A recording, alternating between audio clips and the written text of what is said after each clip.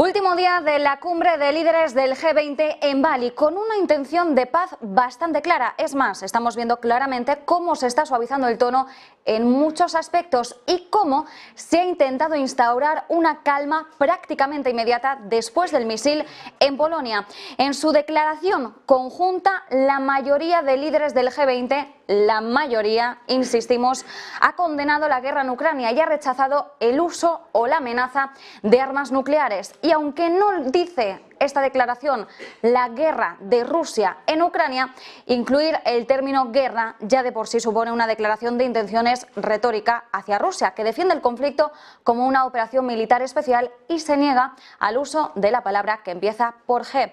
La intención de avanzar hacia términos de paz es clara. A lo largo de estos días hemos comprobado que lo que los líderes quieren evitar a toda costa es una escalada del conflicto, algo que inevitablemente hubiese ocurrido si el misil impactado en Polonia fuese de origen ruso y con clara intencionalidad. Polonia es miembro de la OTAN, así que una respuesta de la organización hubiera sido inevitable. Pero no, lo que nos están comunicando los distintos líderes es que el misil proviene de Ucrania y que no hay pruebas de que haya sido un ataque intencionado. Una llamada directa a calmar las aguas y a evitar la escalada del conflicto. Jens Stoltenberg, secretario general de la ONU, le quitaba así la culpa a Ucrania. Our preliminary analysis suggests that the incident was likely caused by a Ukrainian air defense missile fired to defend Ukrainian territory against Russian cruise missile attacks. But let me be clear, this is not Ukraine's fault. Russia bears ultimate responsibility as it continues its illegal war against Ukraine. Pues ya estaban escuchando ahí a Jens Stoltenberg quitándole la culpa a Ucrania, aunque una de las frases clave de esa comparecencia ha sido la que tiene que ver con el hecho de que si Rusia pudiera o no hacer algo así. Y Stoltenberg en este caso ha sido muy tajante, dice que no tienen nada que les indique que Rusia esté preparando acciones contra la OTAN. Así que de nuevo una llamada a la calma y evitar la escalada del conflicto. Unas declaraciones con las que Stoltenberg intenta que se desescalen tensiones después de lo ocurrido en Polonia. Fíjense en lo contundente que sonaba. But we have no indication that this was the result of a deliberate attack. And we have no indication that Russia is preparing offensive military actions against NATO. La verdad, 100% de todo, probablemente nunca la tengamos, pero por el momento todo apunta a que la versión oficial va a ser esta, que Ucrania utilizó el misil en cuestión de defensa para defender su país, acabó en Polonia por error y por tanto pues lo estamos viendo por parte de los líderes del G20, por parte también de Naciones Unidas. No se puede culpar a Ucrania por defenderse porque esto no ha sido intencionado.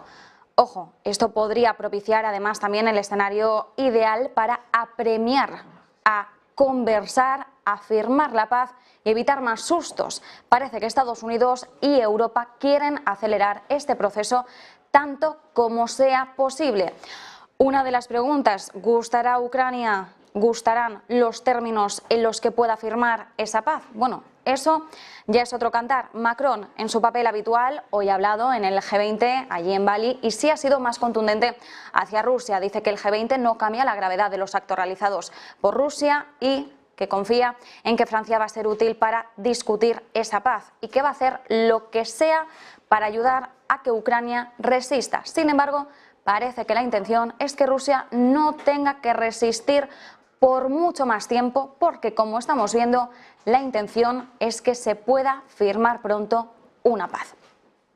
Esto por lo que respecta al G20, a la parte más política, digamos, del G20. Pero también hemos visto cómo se ha hablado de energía, lo ha hecho el propio Macron, pero podríamos decir que ha sido una actuación de los líderes europeos en su conjunto. Bien sabíamos que Europa había puesto sus ojos en África como solución a su reducción en la dependencia de Rusia. El continente además brilla como una fuente alternativa de combustibles. Ya hace meses que la Unión Europea empezó a buscar a la desesperada alternativas al carbón, el petróleo y el gas. Y entre esos suministros energéticos alternativos se encuentra el gas, que está en el subsuelo de algunos países africanos. Las reservas de gas natural de África son enormes. Nigeria tiene las mayores reservas de gas natural de todo el continente. Y, por ejemplo, países del norte, como es el caso de Argelia, tienen gasoductos conectados a Europa. Tenemos un conducto que va a Italia y otro a España. Y hemos visto los enormes esfuerzos europeos por reforzar esa cooperación energética con Argelia, con visitas a Senegal, Nigeria, Angola, y en el G20 hemos oído a Ursula von der Leyen en esta cumbre mencionar a Namibia o a Macron anunciar su intención de estrechar lazos con su homólogo de la República Democrática del Congo. Así que sí, estamos viendo cómo Europa, que ya había realizado estos movimientos, está aprovechando todas las ocasiones que se le presentan para seguir estrechando lazos en ese sentido. Bueno, también veíamos cómo Meloni está estrechando lazos con Estados Unidos para tener gas natural licuado. Estamos viendo distintos movimientos, pero sí que es cierto que la parte africana ha llamado poderosamente la atención porque no han sido nada sutiles los líderes europeos a la hora de echarles el lazo. Los líderes africanos, además, están dando la bienvenida a esta transformación de la política europea, pero también tenemos que tener en cuenta que África no solo exporta ese gas, también tiene un uso importante para su continente y es un recurso que puede suponer el pilar fundamental para asegurar el desarrollo del continente y también su propia transición energética. Una de las cuestiones es si es posible abordar ambas cuestiones a la vez, compatibilizar objetivos, los de África y los de Europa, garantizar el suministro a Europa, pero también a los hogares africanos y satisfacer su modelo productivo, o acabará África hipotecándose, porque algunos productores africanos ya establecidos están cerrando acuerdos o reduciendo su propio uso energético para tener más para vender y mejorar sus finanzas, pero algunos líderes advierten de que cientos de millones de africanos carecen de electricidad y que se necesitan suministros en el hogar. Desafíos de seguridad que han impedido durante mucho tiempo que los productores en otras partes de África aumenten las exportaciones, pero también tenemos que mencionar la falta de infraestructura, que también ha sido uno de los temas más repetidos por parte de Europa, pero por el momento seguimos sin grandes avances. Así que ahí vemos cómo Europa aprovecha cada una de las ocasiones para seguir rascando y evitar una situación peor en clave energética. Pero, por supuesto, cuando hablamos de los puntos relevantes con los que afrontamos la tarde de hoy, no podemos no hablar del gran evento que hemos vivido esta madrugada, hora central europea. Donald Trump, que ha anunciado su candidatura a las elecciones presidenciales de 2024. Así lo anunciaba. In order to make America great and glorious again, I am tonight announcing my candidacy for President of the United States.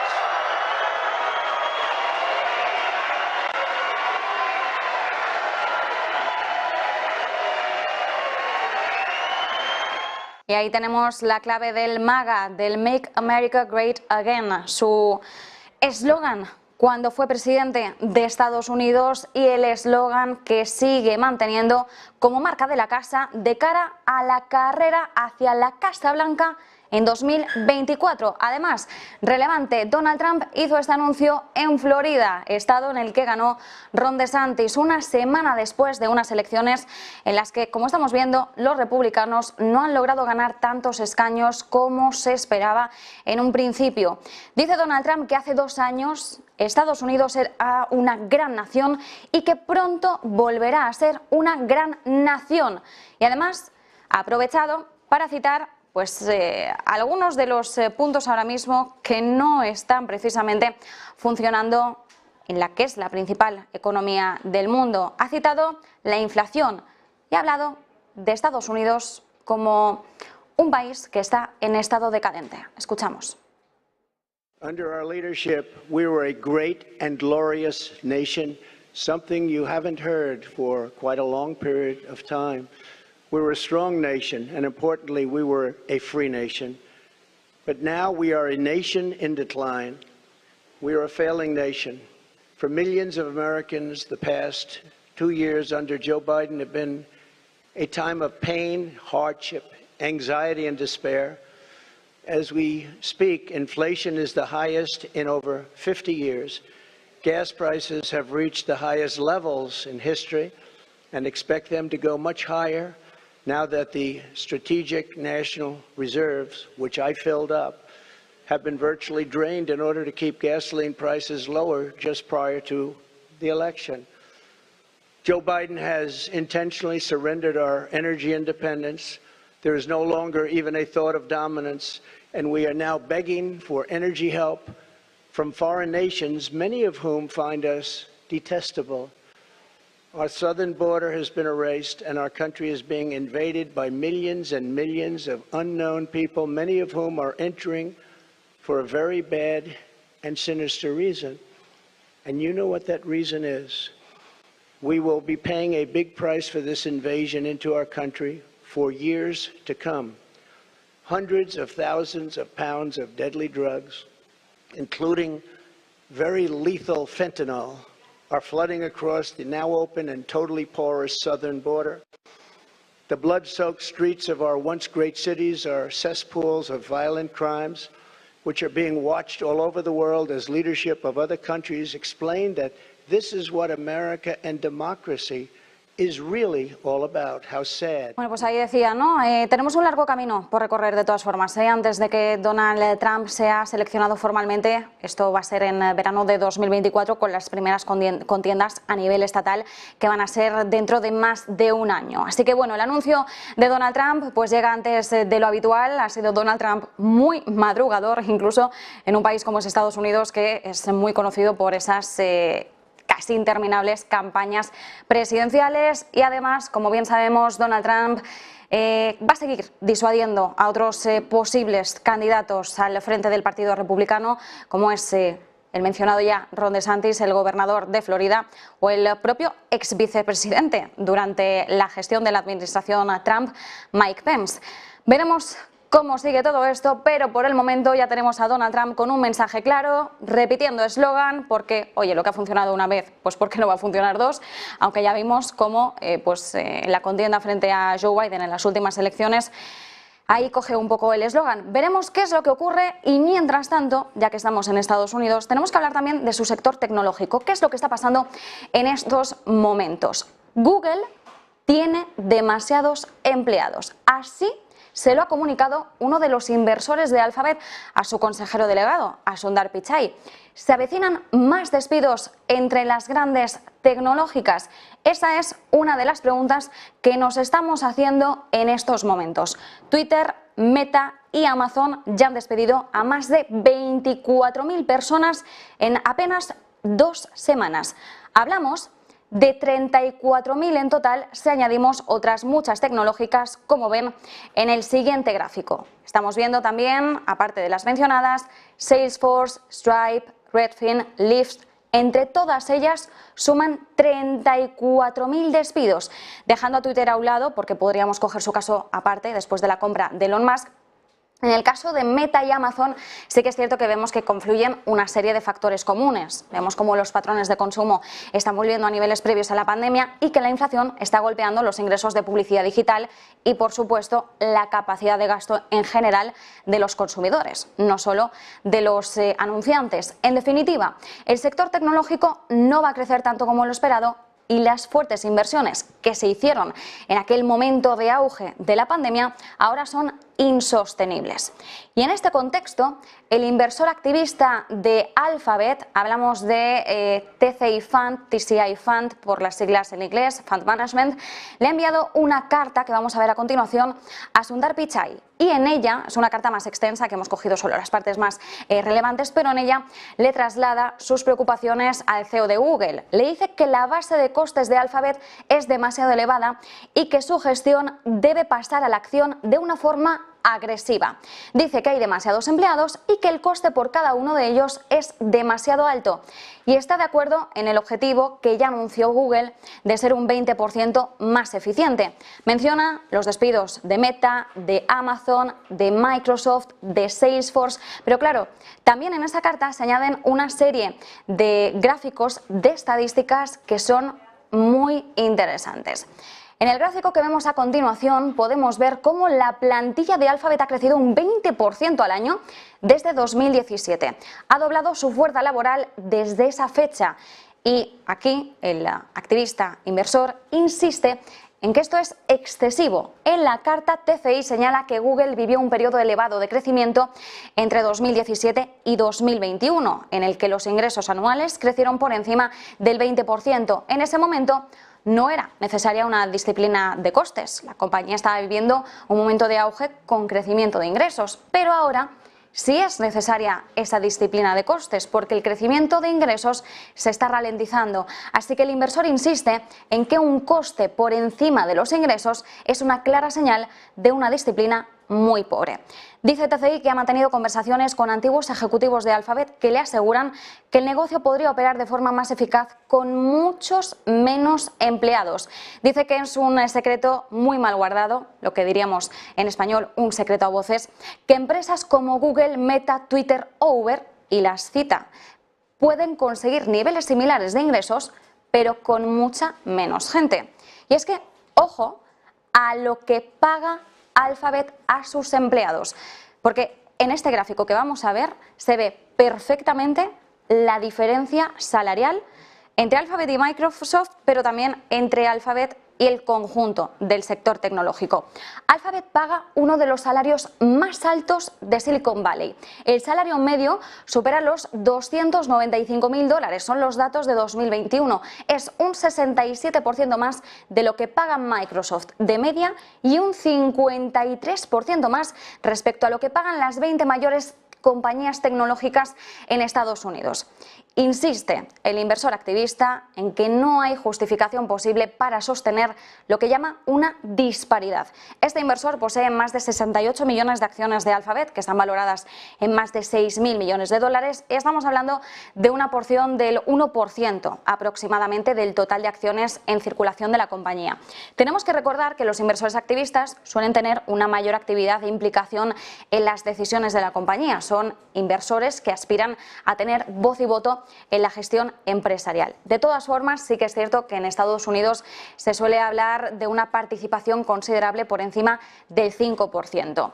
En el caso de este inversor estamos viendo un porcentaje menor, pero sí que es cierto que ha publicado esta carta porque lo que espera es añadir más presión sobre Alphabet y que anuncie un plan para pasar a la acción como asunto de urgencia.